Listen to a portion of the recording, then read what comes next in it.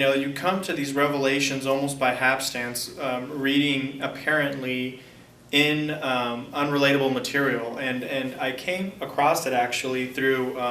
First of all, I was reading Morals and Dogma, which was by Albert Pike. It was his, I guess, his grand thesis of Scottish Rite Masonry before he passed away. And it's a really thick book. And I don't remember exactly what chapter it was in there, but Albert Pike had mentioned in Morals and Dogma that it's allegorical, of course, that no crown, every crown which goes against its tiara is shattered. It's an allegory for basically the masculine principle and the feminine principle being in harmony. And if one tries to overcome, the feminine principle or subdue the feminine principle by force, which is, very commonplace nowadays, that the tiara will eventually shatter the crown, even though we suspect that the masculine energy is much stronger than the tiara. Not so. And upon further research, it's interesting because you make that note, and then I read a book about the Vatican that I picked up randomly at Barnes and Nobles. It's this illustrated book about the Vatican, and it says in there there was a quote from one of the saints in the 12th century, which essentially says there are two kinds of swords in this world. There's the ones that kings wield as in hold, the sword that the kings wield, and then there's the one the Pope wields. And it's an allegory, of course, and it says no king ever makes a decision in this world without the Pope's permission. It said that. That was actually a quote from the 12th century by one of the Saint Popes themselves. And so it's interesting because it immediately lit fire in my head, and I thought to myself, that's funny because that's exactly what Albert Pike said, and he meant it in an allegorical spiritual way, but it's interesting that this is very applicable directly to Vatican Pope. And it goes and it plays on that whole part. And there's a lot more that could be said about that I don't want to particularly talk about because it's something that I'm going to use for a book that I do plan on writing in the future. But it has to do with the fact that it's oftentimes assumed that the masculine energy is much stronger in this world because, you can see if a man beats a woman, then it seems like that's the all-in, see-all-in there. But it's not necessarily the case because you can even tell that most men will eventually subdue or submit themselves to a woman at the end, which means that the feminine energy is, in point of fact, it doesn't appear to be and it isn't as active and robust and ostentatious about his behavior, and so we get the impression that the feminine energy is inferior. But in point of fact, it's much stronger than the masculine energy because the masculine energy is just kind of like a whim. It blows up, it kicks, it screams, it fights, it kills, but then it dies down and it goes to nothing. When the feminine energy is really a type of anchor which stays steady and through and through. And we see that with the Pope. The Pope wears a tiara, not a crown.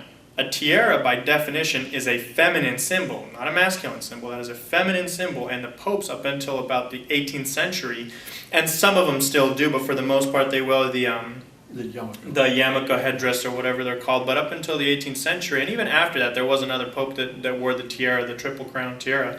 But the tiara is by definition a feminine symbol. It's not a masculine symbol. Crowns are masculine symbols. Tiaras are feminine. Popes always wear it. Never a crown, they wore a tiara. And the triplicity indicates this. It indicates that they're basically the masters of the spiritual world, the mundane world, and the celestial world. The spiritual is basically the intermediary between the celestial, where the gods reign, and this world. That's what spirituality, by its definition, is. It's the study of the spirit, the inner, whatever is between this physical and the highest of the highest is the spiritual. It's basically the spiritual, and the Hindus, they call it the pranic dynamic. And again, the popes always wore tiaras. They represent the feminine energy in the world, and they are really the rulers of the world. You look historically, nobody has ever or successfully even come close to attacking or toppling the Vatican, or the Pope for that matter. Everybody submit to him, from England to Germany. They try to uprise, from Italy, Spain, and it just goes to show what's behind that. That's just one very loose discussion, is that's basically the Vatican is a type of feminine energy, feminine principle. And but what's behind that the whole world submits to the Vatican, and everybody plays along. And they're a feminine energy. They represent the Pope. The Pope is, it's Latin, which means father, granted. But on his head he wears a tiara representing the feminine energy, not the masculine energy like kings do. So it's an interesting concept, and it does have to do something with the sun. It does have something to do with the allegory of Jesus Christ, but it's much more profound than that. And I'll give you a hint, in current physics, it's called nuclear fission, and it does have something to do with that. The mere fact that warlords, kings, dictators, fascist dictators, communists, international banking elite, all of the people that represent human concentration of power and fear, all from Russia to Russian communist leaders to Adolf Hitler, Nazi leaders, and today, no matter where it is in the world, all the national leaders, and especially in the Western world, the international banking elite, always are found in Rome bowing before the Pope. So what is that all about? Why is it that all the various cultures of the world, the different various army generals and all the most important people in the world all have one thing in common? They all submit themselves on their knees before the Pope in Rome. There must be a reason why, and it has nothing to do I do not believe that the submission of all these powerful people in the world before the Pope has anything to do with the fear of the man himself, or because the Vatican is so wealthy and powerful. It has something to do with some kind of a presence of very powerful magic, which the Pope represents, or most likely some kind of a hidden power elite behind the Vatican. We know that behind the Caesars of Rome were the Pisos family, spelled P-I-C-O-S, the Pisos. Arius Copernicus Pisos and the Pisos dynasty were pretty much the Rothschilds behind the throne of the Caesars. They were the financiers and pretty much the bosses of all bosses in the ancient Roman Empire. So I'm assuming that there must be some kind of a very powerful, magical, and very literally powerful magical technology that is being used by some sort of a secret order that is actually the power behind the Vatican, so that all the political and military rulers of the world realize that they're dealing with something which is pretty much not of this world. And this is why kings in Europe have been referred to as divinely appointed. Well, when you talk about divinely appointed kings, divine means of God, which then brings in the whole question of what are we talking about when you say God? God did this and God did that, because the Pope supposedly represents God. Which God?